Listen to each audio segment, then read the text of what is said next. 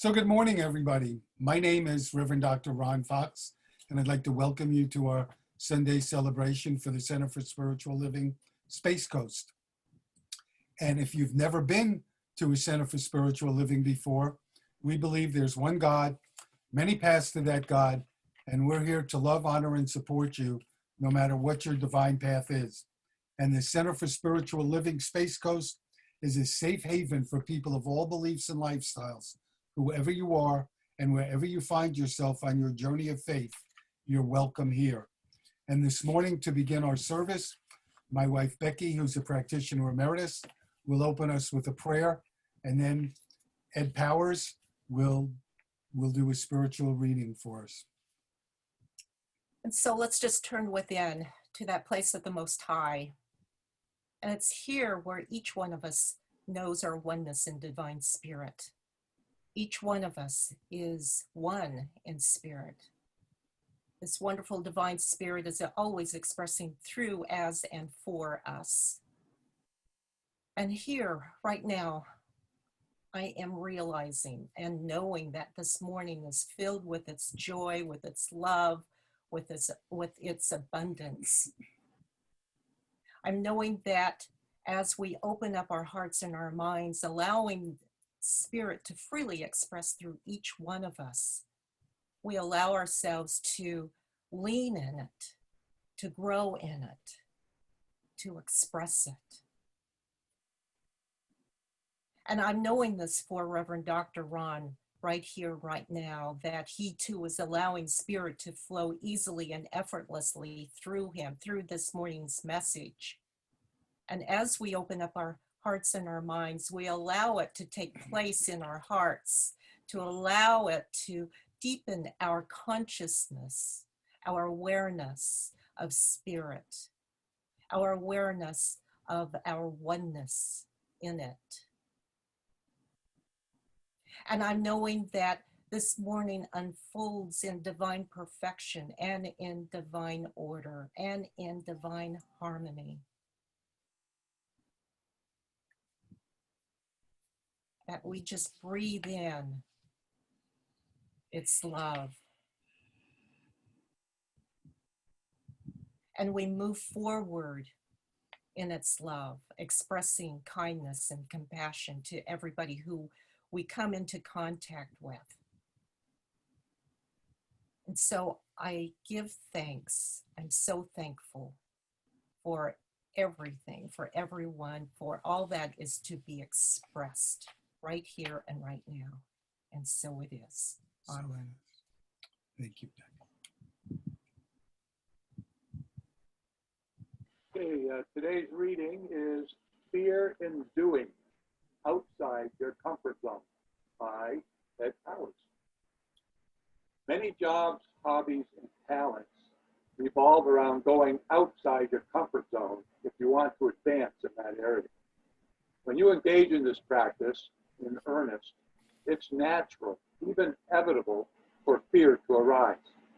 At some point, these practices are going to threaten the attachment, the investment we have in our own self-image by going beyond it. This can create a deep sense of fear. It also, it's something that all of us who want to grow, learn, and become stronger inevitably have to face. Your investment in self-image, your ego, is what's in the way. The more you test your current level, the more you step outside your comfort zone, the more fear seems to grow. Having this experience of fear is actually a good thing because it means you're close to something real. We don't tend to fear that our ego structure is going to fall apart until it starts to fall apart. So the closer you get, the more your fear intensifies. It's a good sign. You should actually get a little bit excited that you're feeling this fear because it means something extremely positive is breaking through. In fact, you're probably already starting to discover your capabilities beyond your comfort zone. As a result, the ego structure is saying, no, no, no, this does not fit. It's too dangerous. And it does not bode well to me. Here is the source of the fear.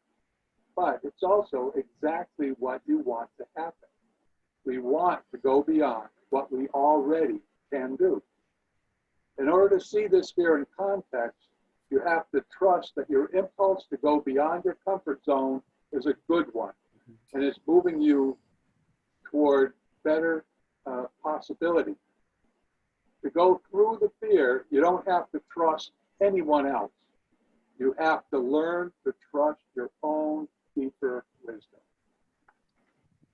Thank you, Ed. So good morning again. The message title today is Beyond the Door, and you'll see why I chose that title in a minute. But you know, we all have times when we're afraid, and fear can shut us down. And if we want to get more out of life, we need to be willing to move beyond old barriers and move beyond what we're comfortable with.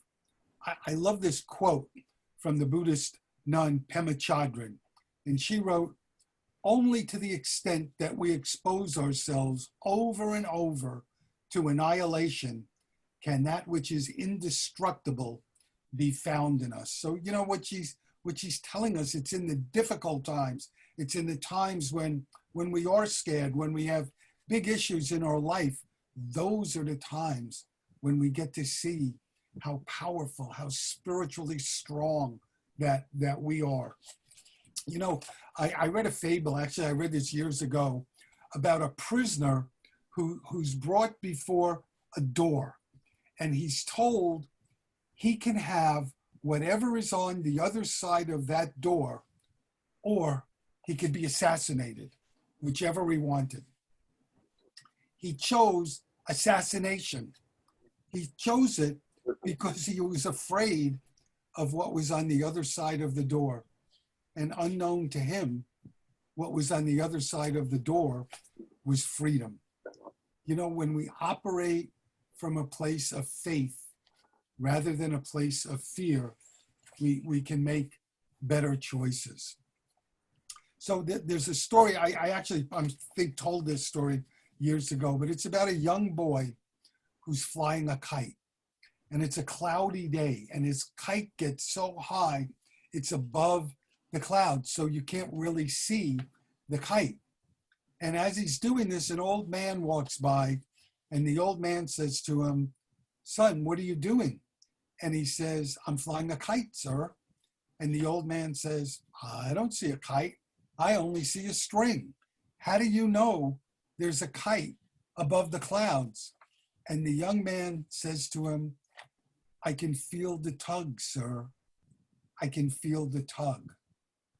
And the point is that none of us can see spirit, but we all can feel the tug. We all can feel spirit's tug if we're aware and looking for it. You know, in the Bible, Jesus talks about the mustard seed, and he says of all the seeds, the mustard seed is the smallest seed, yet it provides shade for all of the birds of heaven. And the message is that if we are willing to invest in our lives, even if where we start is small, we have the power to produce great good. Ernest Holmes, the founder of the Centers for Spiritual Living, wrote, "We must heal ourselves from worry. This tension is relaxed as we gain confidence in good, in truth, and in beauty." I read a story this week about Bobby McFerrin, and most of us, I hope, would remember him. Bobby McFerrin had a huge hit in 1988. Remember the song "Be Happy"? That was him.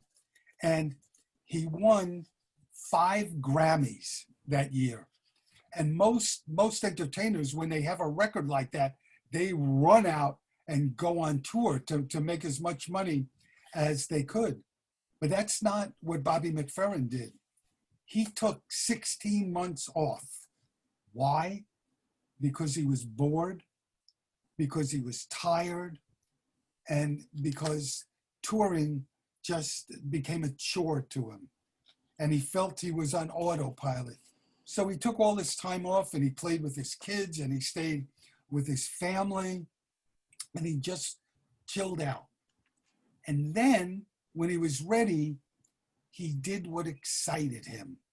He got a choir and he trained the choir to sing in his very unique style. And then he performed with the San Francisco Symphony Orchestra. And then he did a concert with the cellist Yo-Yo Ma. He did what made him feel the most alive and the most creative, even though it was brand new and it scared him. And you and I can ask ourselves the question, am I following my own voice? That's what Bobby McFerrin went to do. And I love this quote by Emmett Fox. He said, "Do it trembling if you must, but do it." You know, Lama Surya Das is a Buddhist teacher. And in one of his books, he talks about fear. And he asks the question, what is your greatest fear? What are you really afraid of? Is it death? Is it pain? Is it illness? Is it disease? And he lists a few more. And then he says, whatever it is, face it. Get to know it better. Ask yourself, what's causing this fear? Allow yourself to experience. Think to yourself, what's the worst case scenario? And go there in your mind. Play it over in your mind. What's the worst thing that can happen? Don't run from it. Don't panic. Face it. And you know, when we feel fear, we want to run, most of us. And sometimes it's a really good thing. You know, if a lion's coming towards you, it's probably a good thing to get out of wherever you are. But in other things, the fear is in our mind. They become like old habits. And yet when we face them, we realize that the only power that they have over us is in our mind. And Becky and I were talking about this last week, that years ago, I was in a job in a church that I really wasn't feeling good about. And I decided I was going to quit. And I had a person who was a mentor to me, and she and I talked about it. And she said, listen to me, before you do, ask yourself, are you running away from something or are you running towards something? She said, running away solves nothing. You don't learn anything from it and you don't grow. So think about it before you make a move. You know, I think it was Friday. That was the 19th anniversary of 9/11. And I read about some research this week that really kind of startled me. Listen to this. That people who were acutely stressed after 9/11 and continued to worry about terrorism, and that equaled about 6% of the population. So in other words, again, about 6% of the population had acute fears of terrorism after 9/11. Those people were 3 times more likely to develop some kind of heart issues. If only 1% of them, only 1% of them had a fatal heart attack, that would have meant that more people died from the fear than died from the bombings. David Hawkins wrote a book called Power versus Force. And in it, one of the things he writes about is the hierarchy of human emotional states. And he says shame and guilt are on the low end, and peace and enlightenment are on the high end. And he said the lower states, shame and guilt, they weaken us. And the higher states, peace and enlightenment, they make us stronger. And there's a dividing line between the two of them. And the dividing line between strong and weak is courage. To get past fear and anxiety running our life, we need to embrace the energy of courage. And he said at this level, at the level of courage, we still see the danger and the risk, and we acknowledge it, but the difference is we take action in spite of it.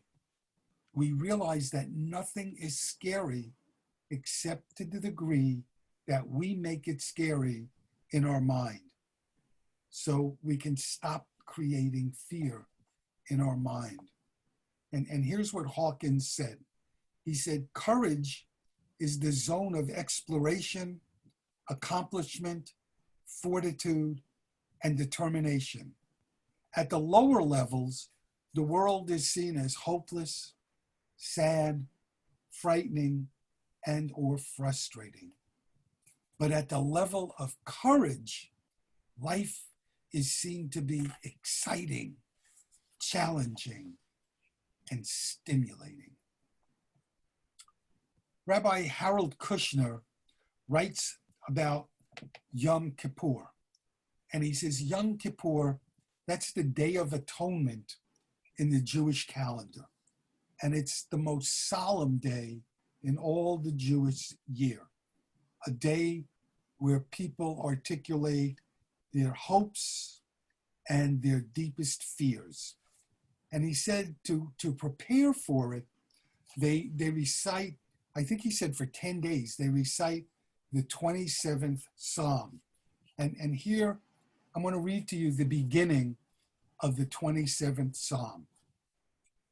The Lord is my light and salvation. Whom shall I fear? The Lord is the strength of my life. Of what shall I be afraid? Though a host encamp against me, my heart will have no fear. And so Rabbi Kushner says the message in that is that, yes, in the coming year, there might be pain and there might be problems, but don't be afraid, because you have the resources within you to meet them, to cope with them. Don't let the fear of the unknown rob you of all the pleasure that awaits you. Let me give you one more quote from Emmanuel, who said, there are no guarantees. From the standpoint of fear, none are enough. And from the standpoint of love, none are necessary. So I read an article this week by a lady named Marissa Lee. And she said, if you're on the cusp of being brave, she said, she compared it to like being a girl on a ledge. And this girl on the ledge can choose to turn around and return to where she came from and never know what's on the other side. Or you can take a leap of faith and begin to change your life for the better. When I read that, it reminded me of this quote. When we walk to the edge of all the light we have and take a step into the darkness of the unknown, we must believe that one of two things will happen. There will be something solid for us to stand on, or we'll be taught to fly. So often we're reminded of our limitations. So I would just say to you this morning, instead of thinking about your limitations, think about all the possibilities that you have within you. Stop telling yourself what you can't do and think about all the things that you can do. And I want to close with these words from Frank Herbert, who wrote, "I must not fear. Fear is the mind killer. Fear is the little death that brings total obliteration. I will face my fear. I will permit it to pass over and through me. And when it is gone, past, I will turn the inner eye to see its path. Where the fear has gone, there will be nothing. Only I will remain." Thank you for being here this morning. God bless you and have a blessed week.